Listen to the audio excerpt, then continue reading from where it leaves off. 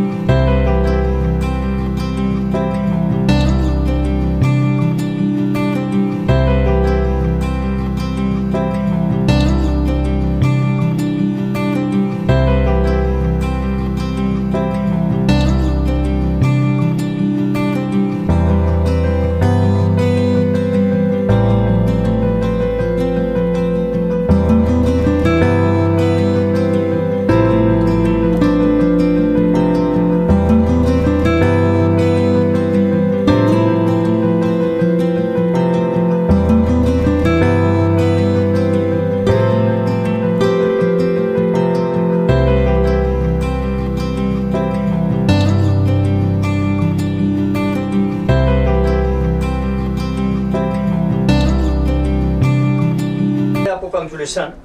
Bridge एक नामचीन बहुत पुराना अखबार होता है जिसको कहते हैं ओल्ड इज गोल्ड। ब्रिज अपने आप में ब्रांड है और सर इसकी रो लॉन्चिंग के लेके मुंबई ब्यूरो के लिए सर क्या कहना चाहेंगे आप?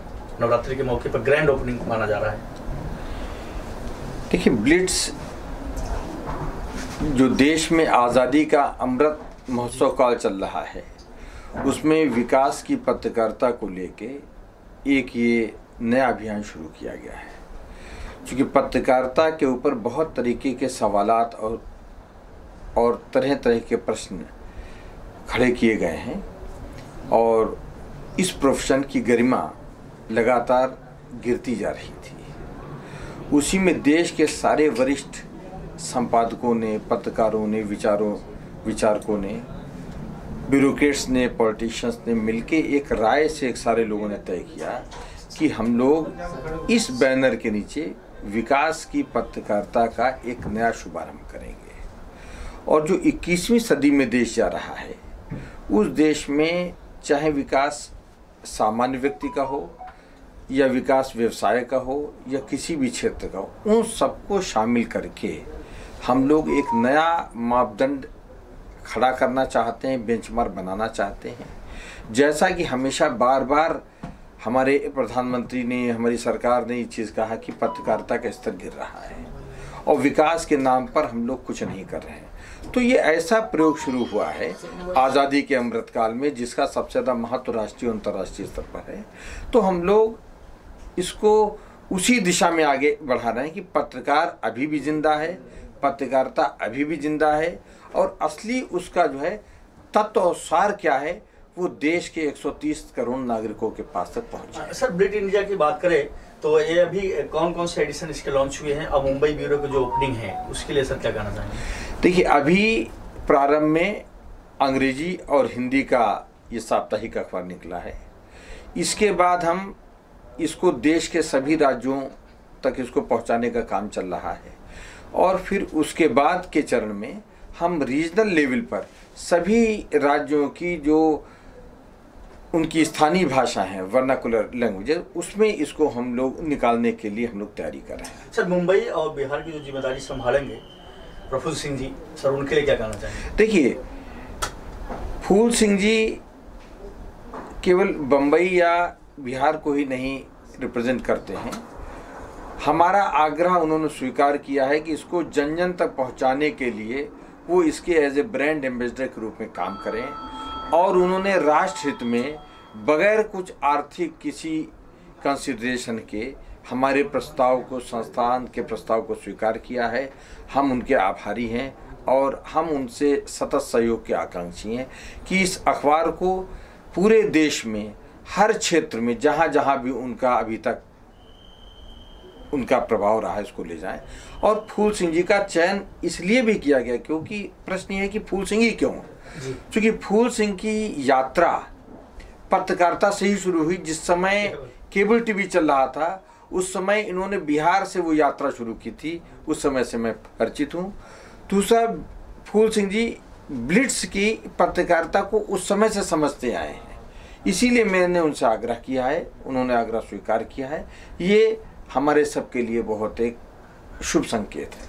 अच्छा, जब आपसे आखिरी सवाल करना चाहिए, आज के जो लोकतंत्र का चौथा स्तंभ है मीडिया, वो कहीं न कहीं जो है पीछे आ रहा है। पत्रकारों का तमाम जगहों शोषण होता है, तो ब्रिज इंडिया जो पत्रकारों का शोषण होता है, खबरों की दुनिया में टॉर्चर किए जाते हैं, तमाम ऐसी प्रॉब्लम्स होती है ब्यूरोक्रेट्स और गवर्नमेंट द्वारा, तो उनकी लड़ाई के लिए भी ब्रिज इंडिया।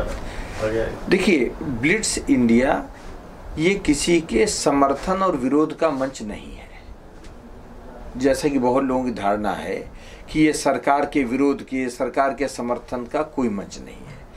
ये एक ऐसी विचारधारा है कि राष्ट्रवाद के जो राष्ट्रीय विकास से जुड़े हुए जो विषय हैं उनके ऊपर देश के अंदर राष्ट्रीय और अंतर्राष्ट्रीय स्तर पर एक मापदंड स्थापित करना कि पत्रकारिता के बहुत स्वरूप हो सकते हैं जी। पत्रकार को भी लोग क्रिटिसाइज करते हैं, पत्रकारिता को भी क्रिटिसाइज करते हैं, लेकिन ब्लिट्स इंडिया एक ऐसा समाचार पत्र साप्ताहिक है जिसके माध्यम से पत्रकारिता की इमेज अच्छी हो, पत्रकार की इमेज अच्छी हो, राष्ट्र का अंतर्राष्ट्रीय स्तर पर मान और सम्मान बढ़े और आम आदमी से जुड़े हुए समाचार सरकार के सामने, समाज के सामने बिल्कुल निष्पक्ष रूप से सामने लाए जा सके। सबसे पहले आपको कंक्लूजन, नवरात्रि के मौके पर ग्रैंड ओपनिंग, ब्रिज इंडिया के सर आप ब्रांड एम्बेसडर बनाए गए हैं, पत्रकारिता से लेकर एक्टिंग तक सारा एक ब्रांड है और एक नया अचीवमेंट सब ब्रिज इंडिया के ब्रांड एम्बेसडर। सर क्या कहना चाहेंगे? हर हर महादेव, जय माता दी। मैं ब्रिज इंडिया के चेयरमैन दीपक भाई का शुक्रगुजार हूँ, क्योंकि आप सभी तमाम पत्रकार मुझे सालों से जानते हैं और आप इस बात को भी बखूबी जानते हैं कि मैं हमेशा लीक से हट के काम करता हूँ। और जहाँ तक पत्रकारिता की बात है तो इसकी अपने जीवन की शुरुआत भी मैंने इसी से की थी। और देखिए, उम्र के इस बसंत में आके फिर से मुझे अगर ये जिम्मेदारी मिली है तो ये बहुत बड़ी जिम्मेदारी दी है हमको दीपक जी ने। और मुझे उम्मीद है कि ब्लिट्स को मैंने इसको एक क्रांति के रूप में, चूँकि पत्रकारिता का मतलब, पेपर का मतलब, इलेक्ट्रॉनिक मीडिया का मतलब लोग समझता है कि ये आया है तो आज इसकी शिकायत करेगा, उसकी बड़ाई करेगा, उससे डील करेगा, उससे ये करेगा। लेकिन ये पहला ऐसा ब्रिट्स पत्रिका होगा जो पूरे देश में लोगों को बताएगा कि हम अब जो पहले जातिवाद, धर्मवाद, संप्रदायवाद, इसकी लड़ाई लड़ते लड़ते थक गए, अब हमको अगर लड़ाई लड़नी है तो विकासवाद की लड़नी है। डेवलपमेंट कैसे हो, और डेवलपमेंट कहीं हो रहा है तो उसकी आवाज़, उसकी बात 130 करोड़ लोगों के पास जानी चाहिए कि देखिए यहाँ इस क्षेत्र में डेवलपमेंट हो रहा है, यहाँ ये हो रहा है। तो मैं दीपक जी को बधाई देता हूँ और आप तमाम पत्रकार को भी बधाई देता हूँ कि इसको मैंने एक चैलेंज के रूप में लिया है, और जीवन तो चैलेंज के ही रूप में है। पत्रकारों के लिए मैं हमेशा कहता हूँ, जो लोग लिखता है कि आंधियाँ गम की चलेगी तो समर जाऊँगा, मैं तो दरिया हूँ समंदर में उतर जाऊँगा, अरे मुझको सूली पे चढ़ाने की ज़रूरत क्या है, मेरे हाथों से कलम छीन लो मर जाऊँगा। ये है पत्रकारिता। और फिर से मैं बधाई देता हूँ आप तमाम लोगों को, और दीपक जी और ब्लिट्स के, खासकर हमारे साथ अनिल बोरा साहब। उम्र उनका नहीं बताऊँगा आपको, लेकिन उनको कभी अपने बाप के रूप में देखता हूँ, कभी अपने बड़े भाई के रूप में देखता हूँ, और उनके नेतृत्व में काम करने का जो मुझे मौका मिला है, मैं इससे बड़ा सौभाग्यशाली क्या हो सकता हूँ। मैं अगर किसी को कहूँ जो करंजिया जी को मैंने सपने में देखा है तो लोग क्या कहेगा, मजाक कर रहा है, बट दिस इज ट्रूथ। उस आदमी ने पत्रकारिता में जो एक बड़ी लकीर खींची है, आदमी मुसाफिर है, आता है और जाता है, आते जाते रास्ते में यादें छोड़ जाता है। आज देखिए ना, 110 साल के बाद 110 साल पहले करंजिया जी इसी 15 सितंबर को इस धरती पे आए थे। 110 साल के बाद भी अगर उनकी चर्चा हो रही है तो यही तो पत्रकारिता का नाम होना चाहिए, यही तो क्रांति, इसी को तो क्रांति कहते हैं। तो एक जो मुझे मौका मिला है, और रितेश जी आप इतने सालों से मेरे साथ जुड़े हुए सारे पत्रकार बंधु, आपने देखा है कि ज़रूरत पड़ी है तो मैं किसी पार्टी से मैं पदाधिकारी भी हूँ, लेकिन जब ज़रूरत पड़ी है सच के लिए तो मैं अपने पदाधिकारियों से भी 1 to 1 किया हूँ, जाके लड़ा हूँ। क्योंकि मोदी जी कहते हैं, हमारे पंत प्रधान नरेंद्र भाई मोदी कहते हैं कि जिसकी जिम्मेदारी होगी जवाबदेही उसी की होगी।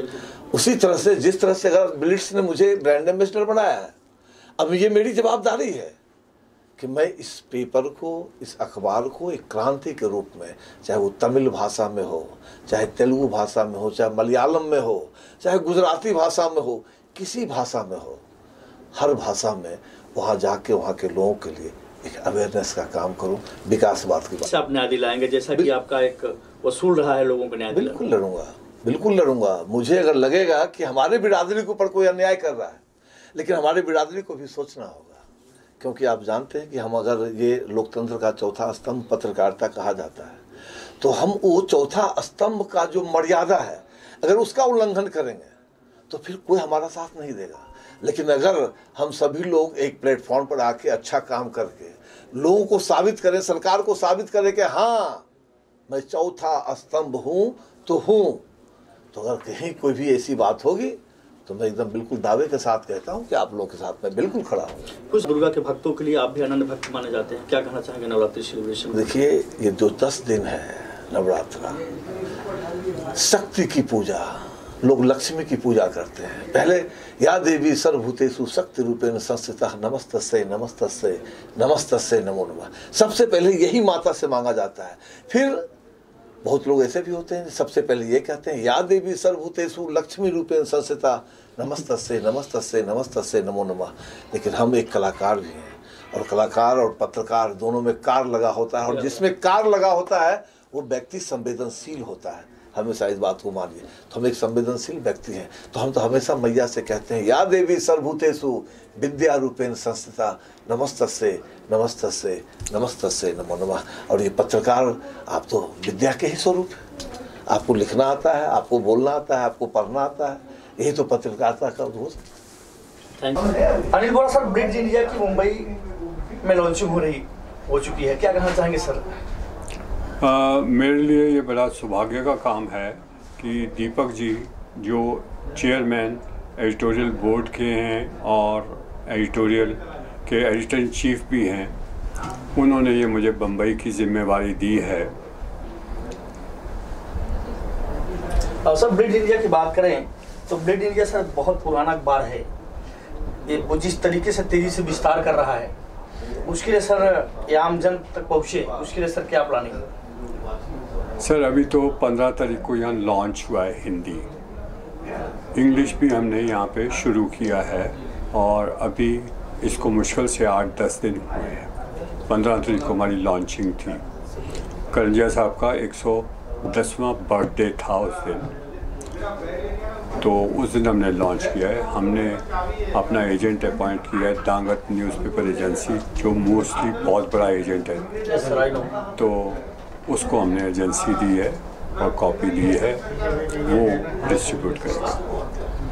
सर, आपने पुराने दौर की पत्रकारिता देखा है, आज की दौर की पत्रकारिता में ब्लिट्ज इंडिया को आप किस रूप में लेते हैं? सर, बड़ा फ़र्क आ गया है। जो ब्लिट्स पहले निकलता था वो करंजिया साहब एंटी गवर्नमेंट भी थे, प्रो गवर्नमेंट भी थे।